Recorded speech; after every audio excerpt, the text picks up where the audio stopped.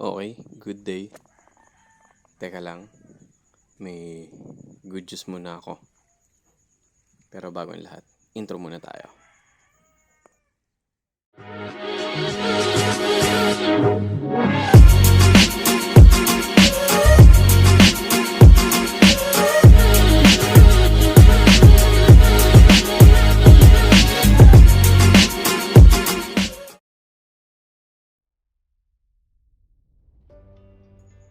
So ayun, good news as of 7:30 PM, in-announce na ni philvocs na from alert level 3 ang bulkan Taal to alert level 2.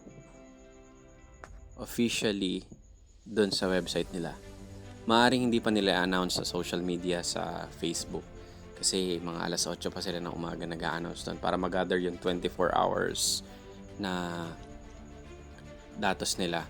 Pero sa ngayon, in-announce na nila na alert level 2. Nandun yung information sa website nila. Just go to philvocs.gov.ph.